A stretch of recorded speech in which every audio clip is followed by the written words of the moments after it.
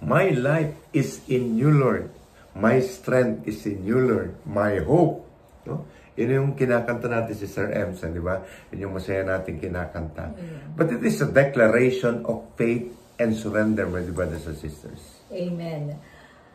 Living a life rooted in the Lord brings a profound meaning, a purpose, and strength. Amen. When we say, my life is in you, Lord, we acknowledge that every aspect of our existence, our hope, our struggles, joy, and purpose rest in God's hands. Amen. This perspective shifts our focus from our limitations to His limitless power and grace. Good evening, my dear brothers and sisters. Magandang gabi po, mga kapatid. Welcome to our Love Flock Be Inspired. This is your host, Brother Vic Cabral. And Sister Emma. And our theme for tonight, Brother Vic. My life is in you, Lord. Amen. A declaration of faith and surrender. Amen. So brothers and sisters, before we take our theme, no, pag-usapan natin yung theme, discuss po natin ang theme, mag-cultivate, and we will share something good that coming from the Lord. We will pray first. Sister Ems? Let us put ourselves in the presence of God, as we say in the name of the Father, and of the Son, and of the Holy Spirit. Amen. Dear Lord, our life is in you. Thank you for the abundant blessings you have bestowed in our life. You have given us more than what we ever dreamed possible, and we are so grateful. You have placed caring people around us who consistently support and watch over us. We are blessed daily by family and friends through their kindness and loving deeds. Hail Mary, full of grace, the Lord is with you. Blessed art thou among women, and blessed is thy fruit of thy womb, Jesus. Holy Mary, Mother of God, pray for us sinners, now and at the hour of our death. Amen. Glory be to the Father, and to the Son, and to the Holy Spirit. As it was in the beginning, is now, and ever shall be, world without end. Amen. In the name of the Father, and of the Son, and of the Holy Spirit. Amen.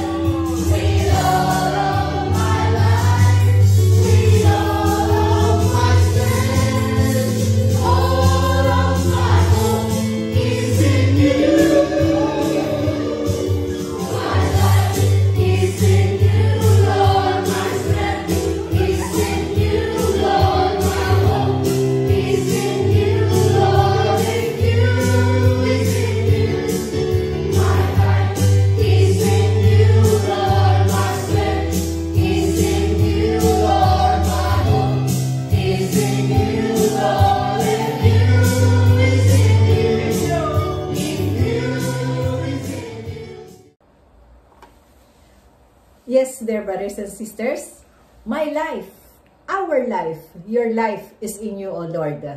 It is our declaration of faith and surrender to God. Pag sinabi natin, Sister Ems, na ang buhay natin ay nasa Panginoon, ibig sabihin lahat ng aspeto. Amen. No? Amen. Simula sa paggising natin hanggang sa pagtulog natin, kailangan po nasa Kanya. Pagtatrabaho natin, di ba? Simulan natin, anong pinakamaganda doon? Simulan natin sa pagluluto Di ba? Pagkagising mo, siyempre maghihilamos ka. Pag maglilinis tayo, tapos magluluto, kakain, maliligo, everything. Even yung pagtatrabaho natin, yung pagpasok natin sa trabaho, sa eskwela, no? O kahit saan, pagpunta natin, ibig sabihin nakaalay sa ating Panginoon. Yun yung sinasabing, my life is in you, Lord. Amen. You know, my dear brothers and sisters, when we say, my life is in you, Lord, ibig sabihin, we trust in God. Amen. Yun ang inaan natin. We will share to you, number one, trust in God's plan. Sister Ems? In Proverbs chapter 3, verse 5 to 6 says, trust in the Lord Trust in the Lord with all your heart and lean not on your own understanding. In all your ways, submit to Him, and He will make your path straight. Sabi is, lean not in your own understanding. Pero, Sir Ems, paano sasabihin natin na binigyan tayo ng common sense ng Panginoon, binigyan tayo ng talent, tapos yan, hindi natin gagamitin? Ibig sabihin na siguro nun hindi tayo 100% umasa. Amen. Di ba? Kasi sa totoo lang, brothers and sisters, marami sa atin, especially in our old life, di ba? Ang inaasahan lang natin kasi nag-aaral tayo, natutunan natin ito, kaya nga kung minsan di natin alam na masama na pala. Amen. No? In all ways, submit to Him. Ibig sabihin yung mga pamamaraan natin. Di ba? Kasi pag ang pamamaraan natin, wala nang inisip kundi yung paano ka makikinabang, paano magkakapera, paano magkakaroon ng material.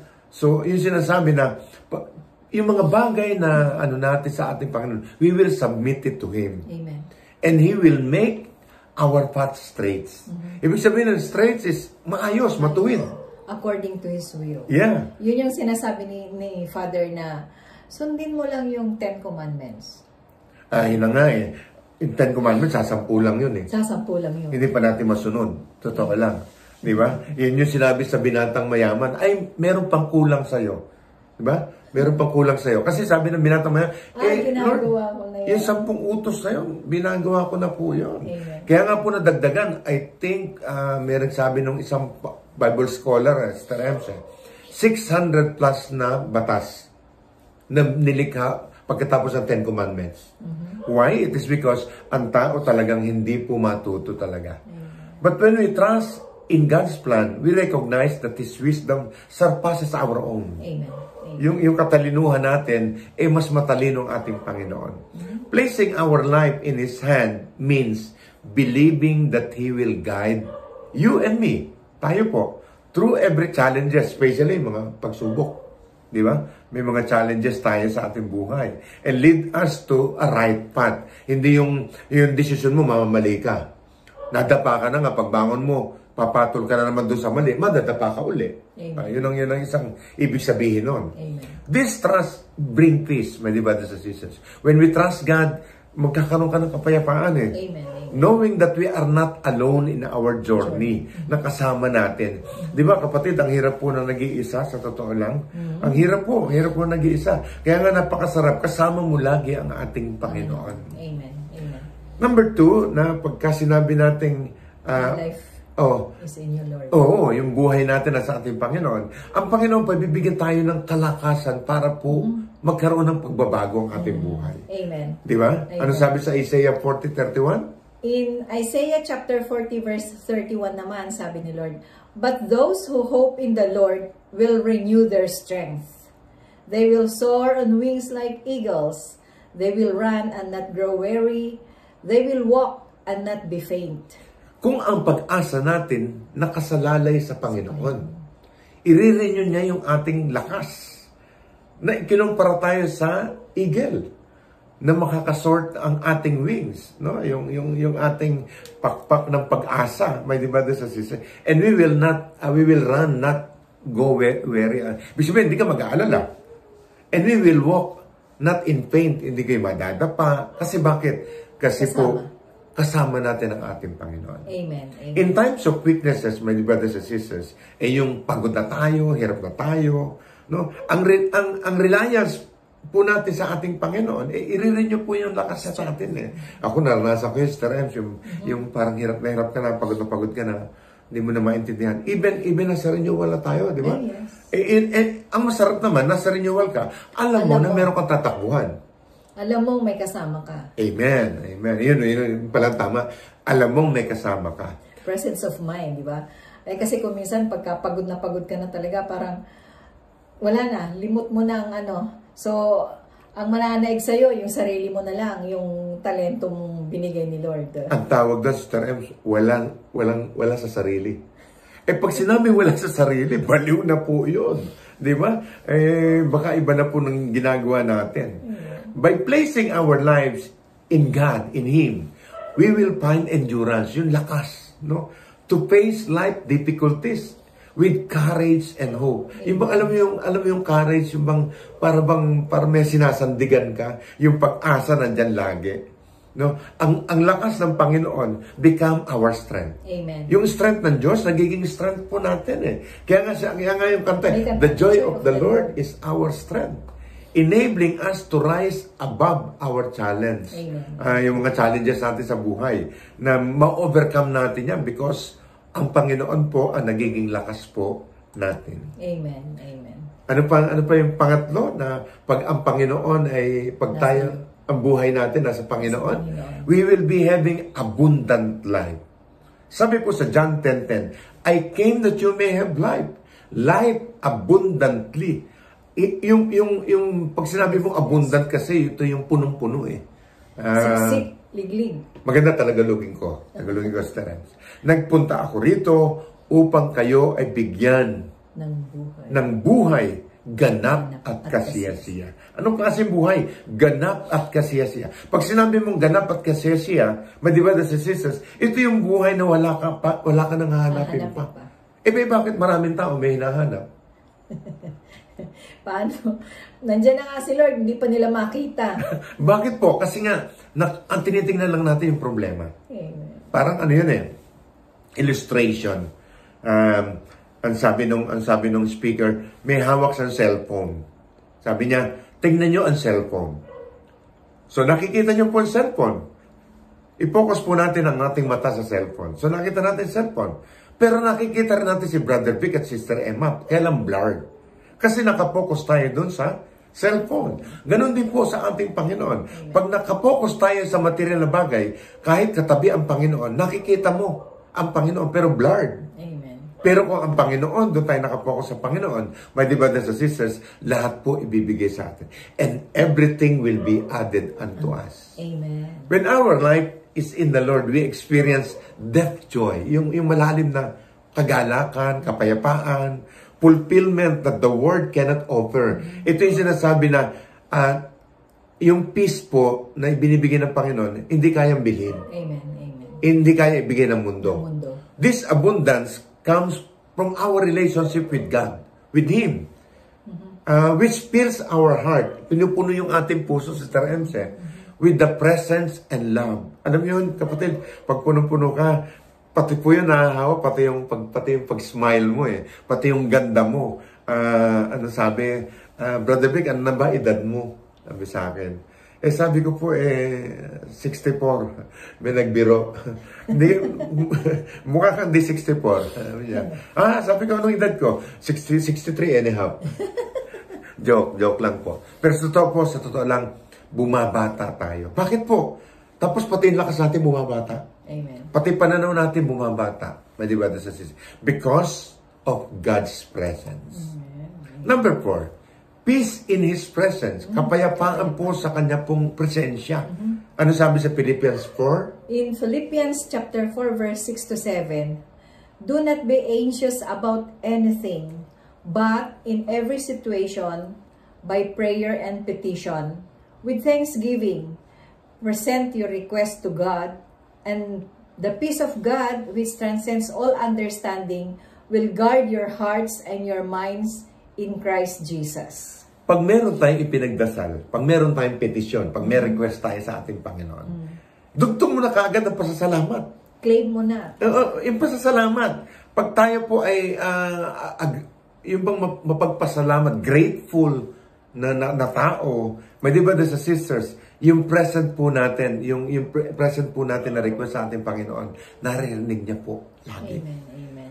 Maalala ko, Brother Vic, nung nasa Love Lock Maid pa tayo, may she rest in peace, patay na po siya. Sabi niya, Sister Emma, ano bang ginagawa mong dasal? But, medyo abundance ang blessing ni Lord noon. Sabi ko, ano po, nagre-request ako kay Lord, and then sinusundan ko na ng pasasalamat. Amen, amen.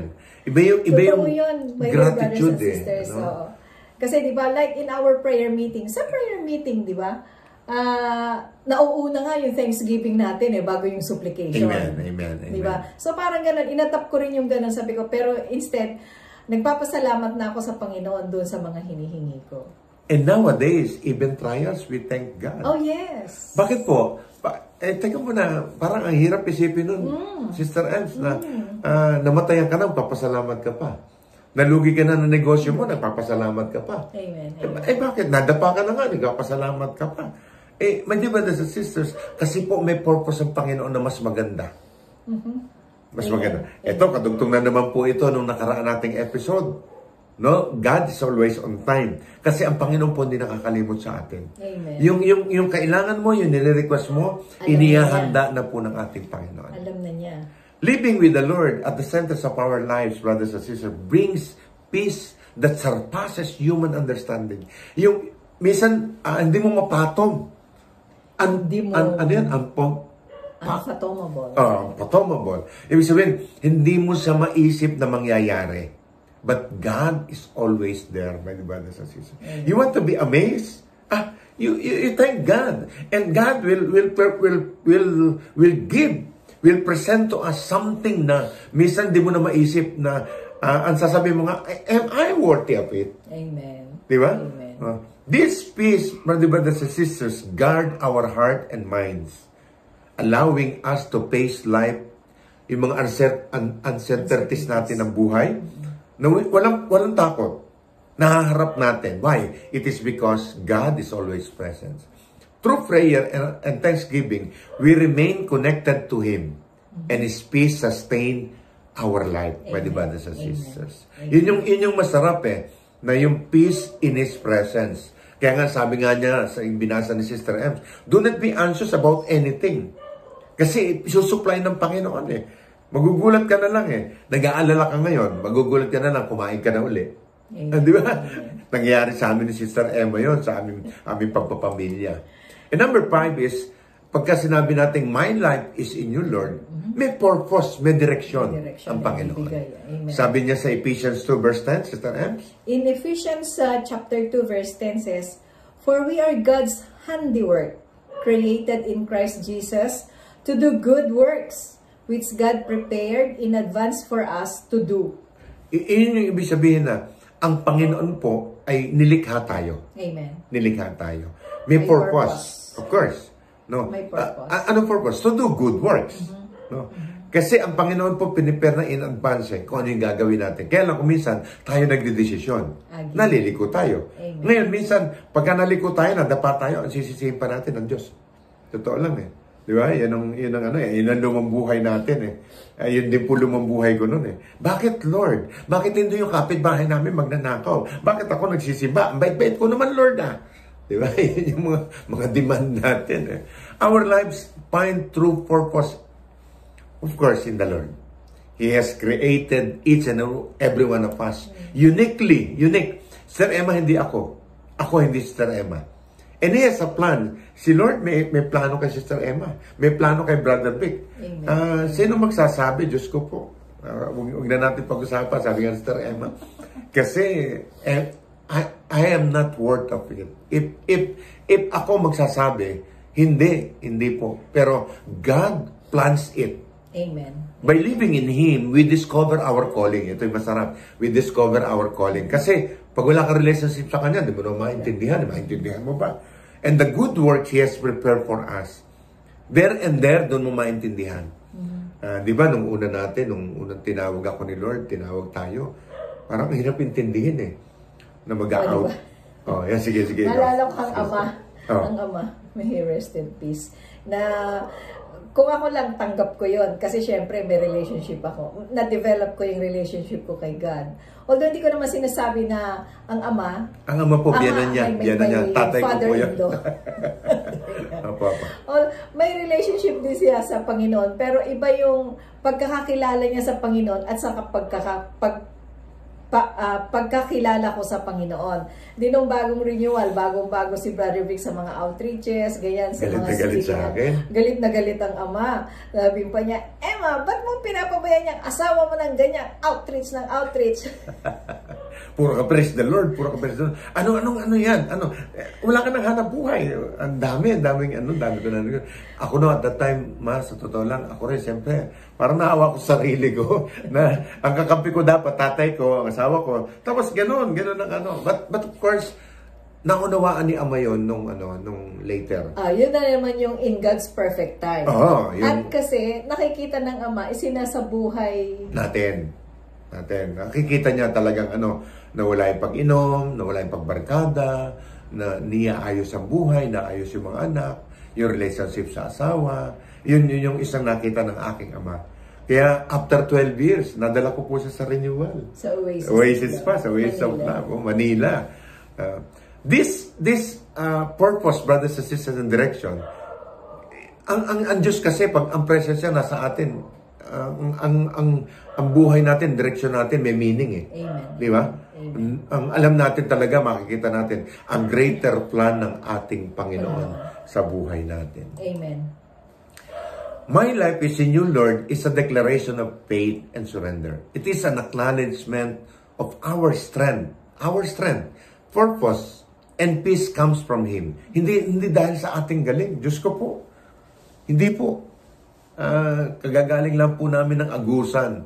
Nagbigay po kami ni Brother Ali Aguspina ng seminar po sa Life in the Spirit Seminar.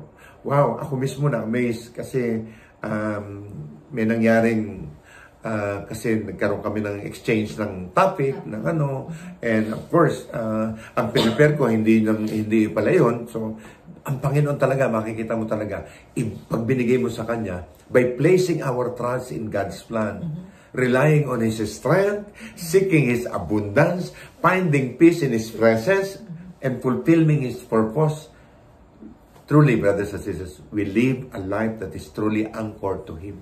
Amen. Kitang-kita ko po, sa totoo lang, buhay na buhay ang Diyos. Kaya ang sarap ewan ko, nag-message pa nga kay Sister Emma na pinapunan ko ng picture yung lecture ko, pero hindi ko makita. Nung pinadala niya po sa akin, nakasalang na po ako. But God made it tremendously because of His presence. Not mine. Kasi kung ako lang, papalpak ako, Sister Emma. Amen. Di ba? Pero ang Panginoon po ang nagdulot po nun. Kaya, my brothers and sisters, ang buhay po natin, pagka po inalay natin sa Kanya, sinandig po natin sa Kanya, God will give us true life, a life that is abundantly. Amen. Bibigyan niya tayo ng lakas na magugulat ka na lang, ang lakas mo. Bibigyan ka niya ng pag-asa. No? Pag nawawalan ka ng pag-asa, bibigyan ka niya ng pag-asa. Ang sikreto lang, at gagawin lang po natin, isusurrender natin ang buhay natin sa ating Panginoon. Amen. With faith. So let us pray with the brothers and sisters. In the name of the Father, the Son, the Holy Spirit. Amen.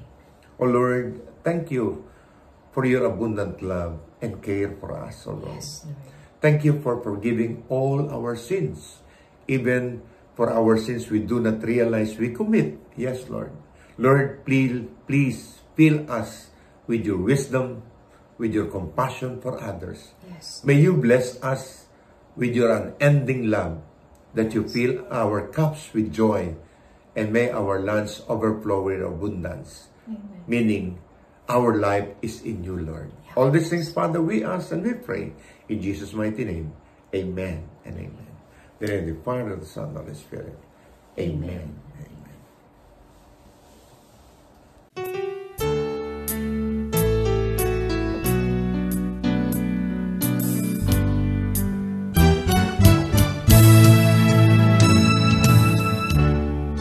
Starts with something little, it grows to something big. The words we heard and listened to, and all that He revealed.